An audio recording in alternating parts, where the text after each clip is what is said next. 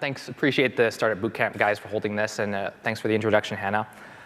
Just to tell you a little about myself, so I graduated from MIT in 2010, 4 years ago. I was a biological engineering major, and now I'm CEO and founder of Amplitude Analytics. So as Hannah said, what we do is we help app developers understand what their users are doing. Just a little bit about the company. The actual Amplitude itself was founded in 2012. We raised $2 million in a seed round in September of 2013. We're in over 1,000 apps in the App Store today. For the past 6 months, we've been consistently growing at a revenue at 25% month over month, which is very strong for a SaaS company of our size. We're based in San Francisco. So before I so today I wanted to talk about how I got into startups and what was it that led me from being a Course 20 major undergrad at MIT to running this company today. Before I get there, I want to talk a little bit about the opportunity that we're going after at Amplitude, so you can get a sense of kind of what we're trying to do here. So this is a graph of engagement in the US of consumers on different type of media. And so there's five different types. So there's print media, print newspapers and magazines, radio, television, which is the most popular by far, desktop internet, and then mobile and tablets. As you see over the past few years, so print and radio have been consistently dying to the internet for the past 10, 15 years or so. TVs remain pretty strong, but it's starting to show cracks at the edges as stuff like Netflix and Hulu becomes more popular. And then pretty much everything, though, is feeding into mobile. Right? My mom doesn't even use her laptop for shopping anymore. Right? She's always on her iPad. And so the growth of mobile is the fastest growing by far form of consumer media in all of history.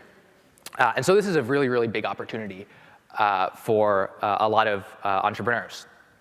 And the other great thing about mobile is it's creating a lot of new categories, replacing a lot of more traditional devices like GPSs, consoles, RFID cards, lots and lots of things that people never even thought to associate with these forms of consumer entertainment. So that's one form of growth. It's just more and more engagement with mobile in the US. The other thing is if you start to look worldwide, a lot of people are coming online for the first time, especially in Asia, but also in Africa and South America. And they're just totally skipping desktop internet. They're going straight to phones. Most of the time right now is feature phones, but there's about 4 billion people projected over the next 5 years that will be on some form of internet through either their phone or tablet. And that's the majority of the population. So that represents a huge, huge opportunity. The last axis of growth, so just quickly about that, for example, there are more people that have phones today than have running water or electricity, right? So it's that big of a technological impact for poorer countries. The last part of growth in mobile is monetization. So if you look at this graph, so the yellow bars represent percentage of time. So it's the exact same graph as the first graph I showed you. The blue bars represent the percentage of advertising spend in the United States dedicated to that media. So you see 20% of all advertising spend is spent on newspapers, okay? And that's insane because people hardly ever engage with print media today, whereas a mere 4% is on mobile. So if you think that advertising, your ability to advertise to someone should be approximately proportional to how much time they spend on your platform, then that's a big opportunity. People still have to figure out monetization on mobile. And in spite of that, Facebook actually, I think 6 months ago, started making a majority of its revenue on mobile. And so it's just such a big opportunity. So those three things combined mean it's literally, it's growing exponentially along 3 different axes. Just more engagement from people in the US, more engaged people coming online for the first time abroad, and then people figuring out how to better monetize their apps. So that's kind of the opportunity we're going after. And what we're doing is trying to build the most important piece of infrastructure for all these mobile apps out there. And that's analytics. So in order for you to understand what people are doing within your application, you need to put analytics to track what they're doing. So this is a very simple graph that shows daily active users by country. So you can see, this app has most users in the United States and China, and then it kind of drops off from there. And so it goes from really simple stuff like that to much, much more complex stuff. Like Facebook did a very famous study where they saw the best predictor of long-term engagement was how many friends someone added. So that was much better predictor than what percentage of the profile they filled out or what photos they uploaded. So it was just all about adding friends. And that caused them to go from, I think, 50 million users or so to 1.1 billion where they are today. So it's like that sort of insight's kind of priceless. So now that I've talked about the opportunity that we're going through, I kind of want to go over what my path was to get here. Because like many of you, I was, I guess, how many of you guys know what Y Combinator is? OK, awesome. You were ahead of me when I was at MIT, because I'd never heard of Y Combinator, didn't really know what it was. But I knew startups were a thing you could do graduating from MIT. And so if I could do it, you guys can very much too. So it started my senior year, my spring of my senior year, when there was a group of friends, and we all decided we had done this programming competition at MIT called Battlecode, and we had done very well. And we had seen a lot of alums successfully go on to start companies. So from that competition, so I know Drew Houston from Dropbox competed in it when he was at MIT. Aaron Iba from Etherpad, and he's now at Y Combinator, was a competitor, and a bunch of other successful startups were at Battlecode, or formed their teams from working together on Battlecode. And so I was like, oh man, this is so exciting. Let's, we did really well. I love working with these guys. Let's go turn that and create that into a company. So what we did was we applied for the 100K competition with our very first idea, which was called MuseSync. It was like a music player. It was like an online music player. And I don't know if you guys recognize what that logo is, but we needed to come up with a logo to submit to the competition. And me not knowing where else to get one, I literally went to Microsoft. They have like 3D word art, and it looks super tacky. And that was our very first kind of product. So we submitted that. Didn't work out. They're like, oh, it's not really clear. You guys know what you're doing at all here. But you guys seem smart, so that's good. And so what happened after that is everyone's like, OK, let me go take the safe job. Let me go to Dropbox or go to Google or go to Facebook, and because that's kind of the path that we know, and that's the path that is going to be guaranteed. And I was trying to I probably talked to like 15 or 20 different people and tried to convince them, hey, no, look, we can go start a startup now. We can go strike out on our own and not have to, and have that opportunity to do that, because the safe jobs are always there for us. But I didn't manage to convince anyone, even though I pitched it to 15 or 20 people. The one person who did actually kind of give me somewhat of a positive response was my current co-founder. His name is Curtis. He was on my Battlecode team, and he said, you know what? That sounds interesting. Let me work at Google for a year and then come join you. And I'm like, oh no, he's going to get sucked into like the Borg complex, and he's just never going to return. And like, I'm never going to be able to start a startup with him. So what we did, so this is me and Curtis. I would fly out to California, and I'd work on side projects with him, because I'd be like, constantly hitting the drumbeat of, come work on something with me. So this is, I believe, in late 2010.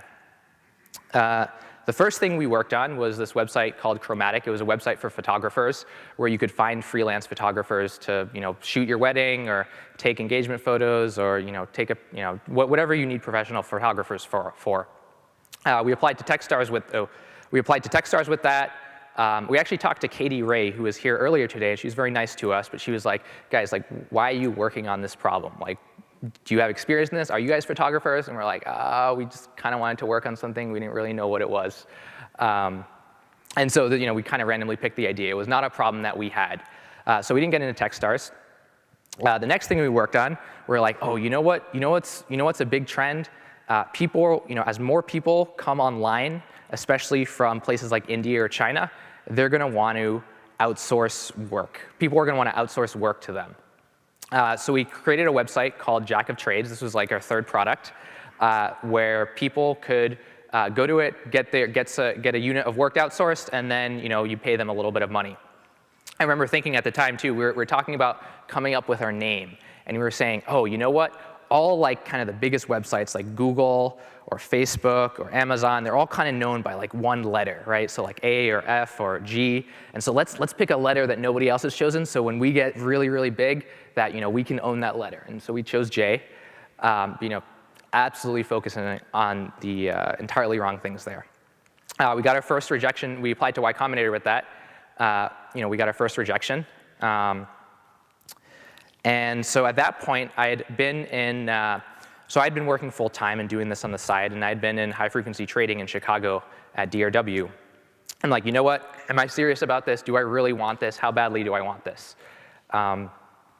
And what I decided to do was I decided to move to California and move in with Curtis and say, Curtis, I'm going to live on your apartment floor and code, and I'm going to stay here until you come and join me and do a startup with me. And so so he said, what he said was, OK, well, I'm still 3 months away from my 1-year date, so I at least want to get to that.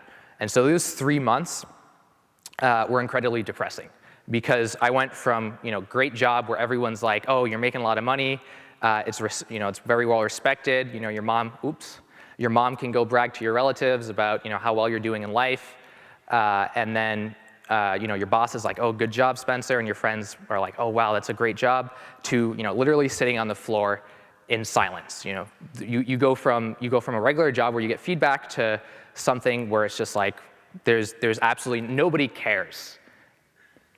And that was a very, very difficult switch to go through, because it was just like I'd work on stuff on my own. So that's why I absolutely recommend getting a co-founder. So during that time, so this is our setup. I was moved in with Curtis and kind of bought a mattress on the floor and just slept in the same room as him. I was like, OK, well, at least let me work on something where we'll solve a problem that people actually have.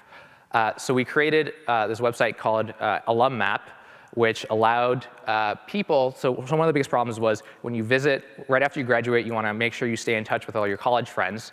When you visit a city, you don't know who's living there and who's not, because people move around from job to job, and it's kind of a pain to go through it manually and figure out who's where. So we made a website where people can just sign up, put in their location, and then you can look on the map. Okay, what people are living in New York, what people are living in Washington D.C. When you go visit.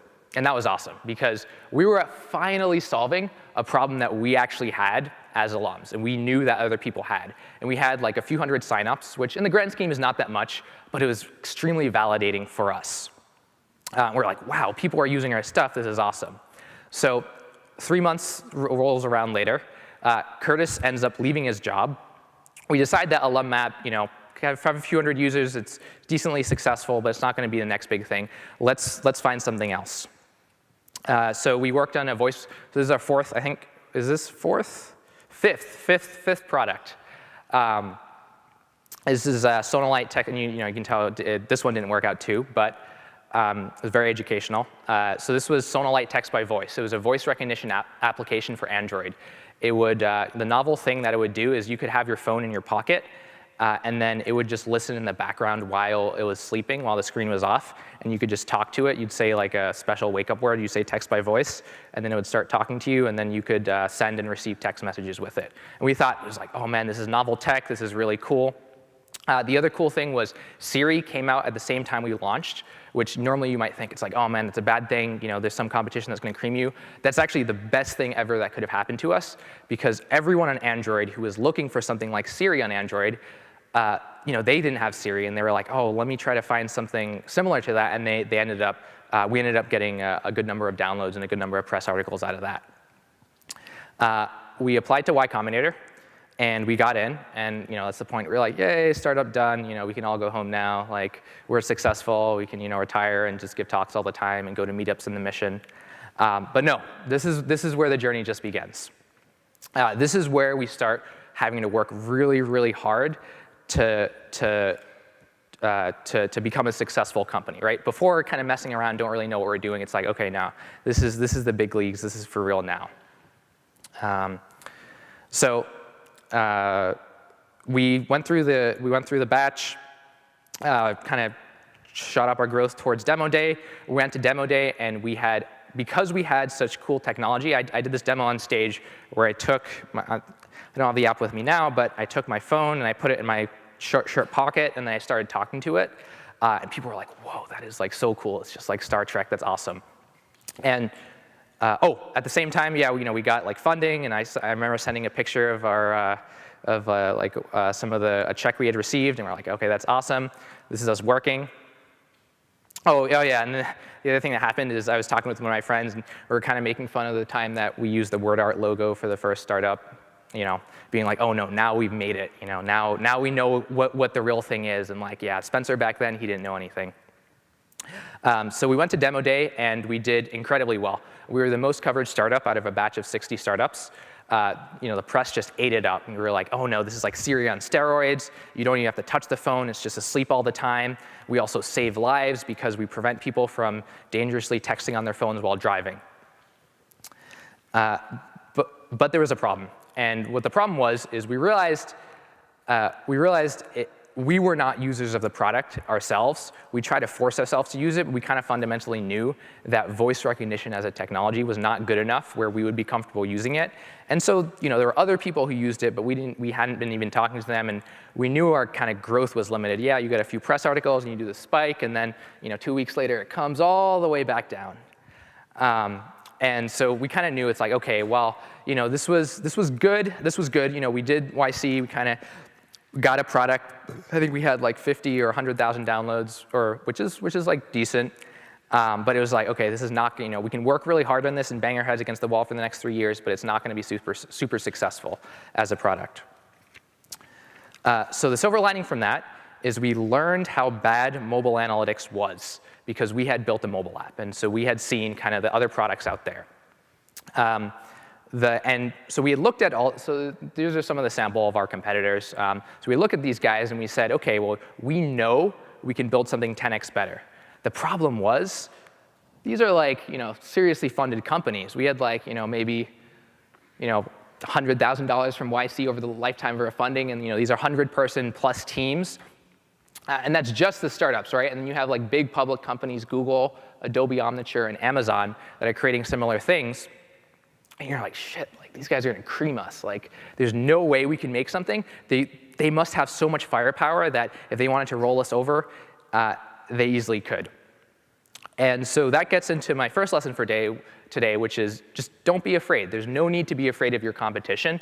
It's the #1 reason people don't work on good ideas, is because they see someone else doing it, and they're like, yeah, I could do it better, but they're like really powerful because they're Google or Facebook or whatever, and they could totally kick our ass. So one of the interesting things when you realize you actually start competing with these guys is the problem they have is they're this really big ship, and they can't steer their company. So if they're going this way and the target's like over there, it's going to take them like many years to even start turning in that direction, right? And so, but as a startup, you're like this tiny motorboat, and you can just like go directly to the target and beat them to it. And so that's what we did. That's what we did. We knew we could build something 10x better, and we did. So we started Amplitude. We did the cycle, and one of the biggest mistakes we wanted to avoid this time was making sure that we built something people want. So we went out to talk to 30 potential mobile customers, built something that we thought they might use, got them to use it, built more stuff, got more people to use it, and continued that virtuous cycle of positive feedback to make a product that people really wanted. And we knew we were doing better than and we knew already, like 6 months into it, we were doing better than the incumbents. So about a year into it, we had enough apps. Oh, this is our office, by the way, at the time. So it's still just the two of us, just myself and Curtis hacking away, but we were really energized because we were working on a problem that we knew we could solve, and we were on a good trajectory, and we had traction. So, and the other great thing is, just in general, businesses are much easier to read than consumers. Like, you ask consumers, those guys just don't know what they want. You ask businesses, they'll be like, oh yeah, if you have X, Y, Z, then like I'll pay like $1,000 or whatever it is a month. And you can build exactly that. And so that cycle is much really So about a year into it, we started going out and decided to raise a round of seed funding. Just a really funny story. If any of you guys end up going out to raise, so when investors decide to put money into a company, it's a very emotional decision. And so it's especially at the seed stage. Later on, you can do the math on the earnings and the growth and all that, but early on, it's very, very emotional. And so one of the best things you can do as an entrepreneur is just be incredibly arrogant. And I remember asking an advisor at the time, okay, is it possible to be too arrogant?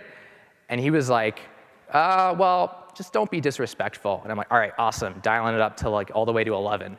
And so I go into one of these VC pitch meetings, and I'm like, oh man, we were like such, this is after like two and a half years of failure or so. And I say, oh, by the way, how am I doing on time? I just want to make sure. Okay. And so I go into the VC meeting, and I'm like, oh no, so this is after 2.5 years of failure, and I'm like, oh, we're like the best programmers in our graduating class at MIT, we won battle code, we're like, I made a lot of money in finance, like my co-founder is just like super smart. And I kind of talked ourselves up a huge amount, and it worked well, and they responded, and they're like, oh, that's awesome, you guys are ballers. And I talked up the programming competition that we did, battle code as well, and so one of the funny stories was one of my friends who was doing another startup at the time, he was also my year at MIT, he went to pitch the same VCs like a week or two later, and they were saying, oh man, Spenser's saying that there's this big programming competition at MIT, did you guys do it? How did you guys do? He was like, yeah, we did it, we got 16th. Then he was like, but I can do a backflip. And the VCs are like, oh, that's pretty cool, you can do a backflip? That's cool, can you show us? And so he gets up, he's like in shorts and flip-flops and the t-shirt in front of his boardroom with all these guys in suits. And he gets up kind of in the middle of the room, stands there, and jumps and does the backflip because he's like very athletic. And they're like, whoa, that is awesome. You're like a total ass kicker. Like, we're in. And so, and on top of that, they actually raised at a better valuation than we did. So this is Oliver Ye from Sensor Tower. So look him up. His co-founder actually arm wrestled a VC once for equity in the company as well. He knew he would win too, and VCs are very competitive, so he knew it was an easy way to show him who's boss. So. But yeah, so one little tidbit of advice to fundraising, one of the things you learn pretty quickly is you want to come off as incredibly impressive. So we took the fundraising, we put together an outstanding team of engineers. That's us as of a month or two ago. After trying to convince people for 15 or 20 people for the past few years to join me and only getting one, we finally, we got the validation we needed from the fundraising, and then we managed to put together a fantastic team. We started charging our customers, and we got some. This is a small sample of our list of enterprise customers today, and we've been growing quite a bit over the past 8 months or so. I remember our first enterprise contract. He wanted to talk at 8 a.m. over Skype, and I was just like, oh, too early to go in. I'll just take it from home. And so, I get on the laptop, and I'm talking to him, and as we're talking, I see that my camera has my basket of laundry in the background. So I'm like, oh, okay, hold on. To be like, okay, no, I'm at work. I'm not just in my boxers at home, talking to you, trying to get you to sign for enterprise software. So now we're doing very well, and now we have an actual sales process, not just me and my boxers at home. This is our office today, and the funny thing is now competitors are actually scared of us because we see them signing up for our website. They think they're smart because they use the Gmail address, but we can look them up really easily on LinkedIn. We see them stalking our LinkedIn profiles, and so we're on a very, very good trajectory today, and it only took, I guess, 4.5 years to get here. So anyway, so that's all I have. Thank you guys.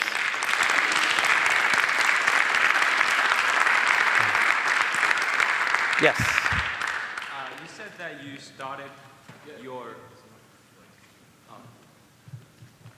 You said that you started your career with a lot of wrong decisions. You were not doing the things that really was solving problems. And then eventually, after some years, you made a correct decision, which brought you into this successful business. Yep. Looking back into your career, would you want to start your career with this decision, or would you rather to go once again experience those mistakes? It's really hard to say. So if you end up on a reasonable path to success, it's like, oh, you don't want to go mess up anything in the past. We definitely could have gotten there much, much faster than we did. The main mistake we made was not working on good problems, and that's one of the hardest things. If any of you guys need ideas, I have a list of like 5 or 10 that I would totally be doing if we're not doing Amplitude, and I'm happy to share them with you. But it's just hard to find things that are worth working on, and hard to know. It's like, okay, when we did, say, the text by voice, the voice recognition app, that was maybe like a 95th percentile idea, but you really need like a 99 percentile idea. So we're like, well, it's a 95th percentile idea, and it's not like we're coming up with anything better anytime soon. Let's just work on it. But it's just a very hard thing to do. So I don't know if there's a good way to solve that besides kind of the path we did. At least one of the things I saw was that so many entrepreneurs have this story where they fail for the first year and a half. You don't hear about the ones that quit. Well, if you do things like YC, you'll see them quit. But if you look at almost all the successful guys, they got to that year and a half point, and they're like, no, we're going to keep doing this, and we're going to make sure this is successful. And so that's the best piece of advice I've had: just stick around for long enough that you'll eventually find something good. So. Yes. 20 years from now, how many more companies have you ever done? How many of those will be successful? Oh, I mean, hopefully with this, what we're doing is, so the equivalent on web for analytics was a public company named Amplitude, and they sold for $2 billion to Adobe after they went public. And so I'm pretty convinced that the opportunity on mobile is maybe 10 times bigger than that, because analytics, so one, mobile is just going to be bigger, is kind of the stuff I was showing, and then two, the analytics is just much, much more core to the success of a mobile app than it ever was for web. Web is mostly about advertising, right? You think of the biggest web company, Google, all money through ads. But mobile is more direct to developer, and so the important piece of infrastructure is analytics. And analytics is, the graphs I showed you, that's just a start. There's all sorts of other pieces of infrastructure you could build. So my hope today is that I'll be running this thing for 20 years, and we go IPO and the whole thing. Chances are that won't happen. And my guess is you look at the average life of a company is probably like, if you're doing decently, it's like around maybe 4 or 5 years. So hopefully I'll have started 4 or 5 companies over the next 20 years. We'll see though. So. When you get a company with 100% who you are, what percentage is it now that you've done so many rounds of financing? Are you down to a small percentage? No, we actually only did one. So we did YC, which gives up some amount, and so they take 7%, and then we did seed round on top of that, which takes an additional about 25%. We haven't done any financing since then. So we're planning to do Series A, and we'll get diluted, of course, down, and probably end up, maybe like 20%, 10% per founder. So there's two co-founders when we actually get to the final stages, is my guess. So. But I mean, just speaking for myself, I can't speak for every entrepreneur. I would, if you told me this thing would be like $1 billion company tomorrow and it required me to give up my equity, I'd just do it in a second, because it's awesome to create something like that. It's like the money. It's like anyone who starts a company will never have trouble getting a job or have trouble with money. So it's like that the actual percentage ownership is not as big of a deal as it might be to others. The main thing is we get to continue on the path we're going. As an owner of a company, put a number in your head where if someone says, I'll write you a check for X, your answer is yes. To sell? If someone gives you tomorrow and says, I'll give you a check for X, sell me your company. Oh, yeah, well, here's how I think about it. If we can do a financing round at a similar valuation, we're always going to do the financing round. If someone wants to pay up like 5x what we could do a financing round, then it's like, well, probably worth selling given the time value. So, yeah. So about 5 times the present value of the company. Yeah, so which no one's ever going to pay for, so it's like probably won't ever happen. So, yes. Cool. Hi, my name is Cliff. I coach parkour, and I actually do a backflip in like half the pitches that I do. And that's awesome. It's good. No, seriously, investors eat that stuff up. It's very, very useful. It's also great for recruiting people. Like if you go to a hackathon and you do a backflip in the beginning, everybody will want to work with you. So a couple of questions. First of all, text by voice. It seems like you guys were getting traction. Yep. And you said that you yourself were not using it. Yep. But still, it was a company with traction. You Yep. finished at the top of your class at YC. Was that the real reason that you stopped, because you weren't using it? Yeah, so just to give you some context, we probably used it like maybe once a week. Should have been something that we were using every day. The other thing we realized was that the success of the app was dependent on the underlying voice recognition algorithms. And we were building on Google and a few other libraries. And so they have and it's like, we can't really spend a lot of time improving it. And so they have a team of like 30 PhDs working on improving the core voice recognition. And it's like, okay, well, there's nothing much that we can do to improve the success of our app if that's going to be the determining factor of whether people use it or not. So. Okay, so how did you go about, both with this and Chromatic? I get the fact that it wasn't exactly 100% you were the perfect fit to be the person driving it, but still, they seem like great ideas. They seem like ideas you were getting traction with. How did you get yourself to be like, no, this is very tempting, but it's not perfect, I'm going to leave? So it was clear. It was clear with text by voice that that the path for the next 3 years was us going to be banging our heads against the walls, trying to make marginal improvements to the voice recognition and getting a little bit more traction. But it was never going to be like a kind of the rocket ship that Amplitude was. With Chromatic in particular, I mean, I remember we my friends visited, the people we're working with. We all met up in Chicago. And we literally went kind of we looked on Craigslist and found photographers and just went kind of door to door trying to convince them to sign up for a site. And it was, I mean, we are not salespeople, like being engineers. And it was just like, okay, like clearly like this is going to take way, way, way too much work to actually get off the ground. Let's work on something else. Okay. So. Last question is about raising money. So oftentimes when I'm in that kind of meeting, I always don't know literally what line to ask in order to get the money. Like if it's asking out a girl, I'd be like, hey, you're cute, do you want to grab coffee? If it's with an investor, I still feel like angsty about like, hey, yeah, you're an awesome person, would you want to invest $50,000? So this is something that I probably pitched to like a few hundred, and like once you do that number, you get pretty comfortable with it.